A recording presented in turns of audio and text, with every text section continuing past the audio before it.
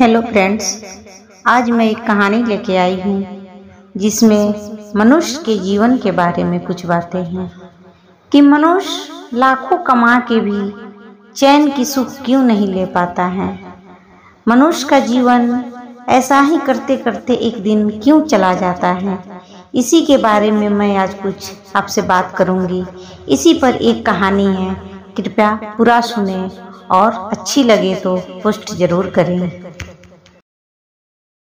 जब भगवान दुनिया को बनाए थे तब उन्होंने सबसे पहले कुत्ते को बनाया। उससे कहा कि जाओ, मैं तुम्हें 20 साल की जिंदगी देता हूँ और तुम धरती पे जाके लोगों की रक्षा करना, उनके घर के आगे पहरेदारी देना।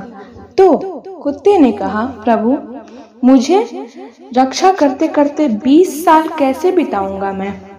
मैं पूरे तरीके से बोर हो जाऊंगा, मुझसे नहीं होगा। तब उन्होंने कहा, ठीक है, मैं तुम्हें 10 साल की जिंदगी देता हूँ।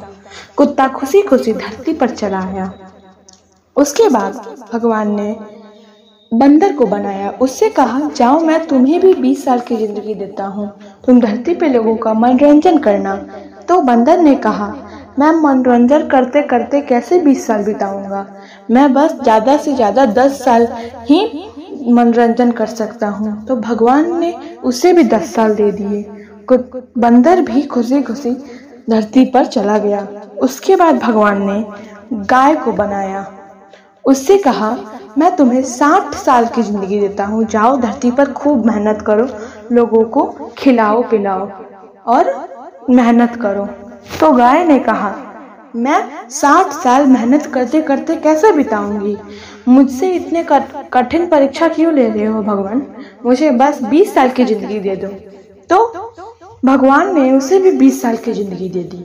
उसके बाद भगवान ने मनुष्य को बनाया। उससे कहा, जाओ, मैं तुम्हें 20 साल की जिंदगी देता हूँ, तुम धरती पर खूब मौज मस्ती करो, पढ़ाई लिखाई करो।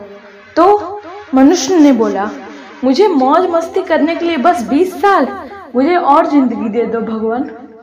तो भगवान ने कहा कि कुत्ते, बंदर और गाय के भी कुछ साल बचे हैं, वो तुम्हें चाहिए? तो मनुष्य ने कहा, हाँ हाँ, दे दो। तो भगवान ने उसे सभी के, गाय के 40 साल, कुत्ते के 10 साल और बंदर के 10 साल उसे दे दिए। इसीलिए मनुष्य धरती पर आके 20 साल मौज मस्ती पढ़ाई लिखाई करता है। उसके 40 साल जो गाय के होते हैं वो खूब मेहनत करता है।